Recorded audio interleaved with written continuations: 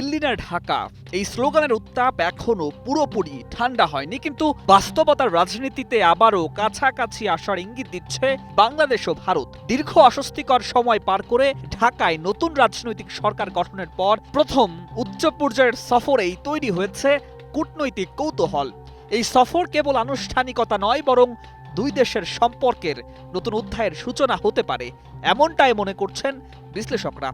অতীতের তিক্ততা ভুলে সামনে এগোনোর প্রয়োজনীয়তা এখন উভয় দেশের কাছেই বাস্তবতা। কারণ ভূ রাজনীতি, অর্থনীতি ও আঞ্চলিক স্থিতিশীলতার প্রশ্নে একে অপরকে উপেক্ষা করার সুযোগ নেই। ফলে প্রশ্নটা এখন আর দিল্লি না ঢাকা নয়, বরং দিল্লি ও ঢাকা কতটা কাছে আসতে পারে সেটির। নগদ নিয়ে এলো হার না মানা হার অফার। সর্বনিম্ন 10,000 টাকা রেমিটেন্স নগদে পাঠালে থাকছে স্বর্ণের হার জেতার সুযোগ। এই প্রেক্ষাপটে ডক্টর খলিলুর রহমানের দিল্লি সফর অত্যন্ত তাৎপর্যপূর্ণ। সফরের শুরুতেই অজিত দোভালের সঙ্গে বৈঠক এবং পরদিন এস জয়শঙ্কর, পীযূষ গোয়েল ও হরদীপ সিং এর পুরীর সঙ্গে ধারাবাহিক আলোচনা প্রমাণ করে দিল্লি এই সফরকে গুরুত্ব দিচ্ছে।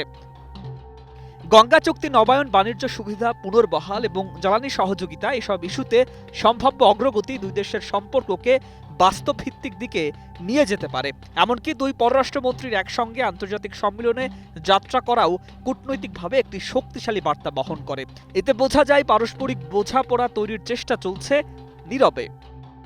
তবে বাস্তবতা হলো, সম্পর্কের এই উষ্ণতা গড়ে উঠেছে এক কঠিন পটভূমির উপর দাঁড়িয়ে। 2024 সালের গণঅভ্যুত্থানে শেখ হাসিনা সরকারের পতনের সময় যে ভারত বিরোধী মনোভাব তৈরি হয়েছিল, তার প্রভাব এখনো পুরোপুরি কাটেনি।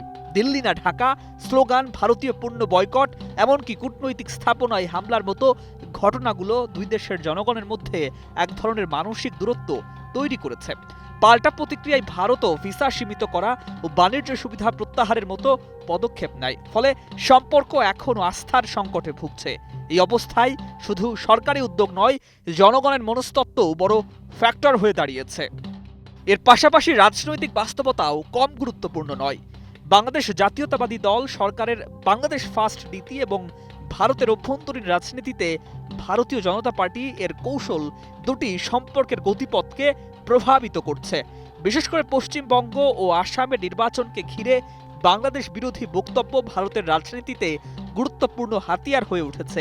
একই সঙ্গে দিল্লির পক্ষ থেকে মুসলিম বুদ্ধিজীবীকে ঢাকায় রাষ্ট্রদূত করার চিন্তা দেখায় বাংলাদেশের জনমতকে গুরুত্ব দেওয়ার একটি কৌশলও নেওয়া হচ্ছে। অর্থাৎ কূটনীতি এখন শুধু রাষ্ট্রের মধ্যে সীমাবদ্ধ নেই, বরং জনমত ব্যবস্থাপনাও হয়ে উঠেছে একটি বড় ক্ষেত্র।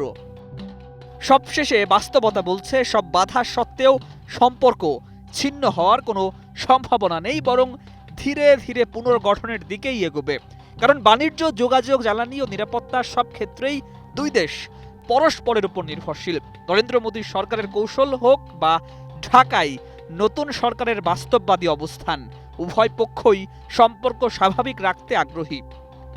অতীতের রাজনৈতিক মেরুকরণ হয়তো পুরোপুরি মুছে যাবে না, কিন্তু পারস্পরিক স্বার্থই শেষ পর্যন্ত দুই দেশকে কাছাকাছি আনবে। তাই বলা যায়, দিল্লি না ঢাকা বিতর্কের রেশ থাকলেও ভবিষ্যৎ হয়তো দিল্লি ও ঢাকার যৌথ ব্যবস্থাপনায় নির্ধারিত হবে। News desk, 21 television.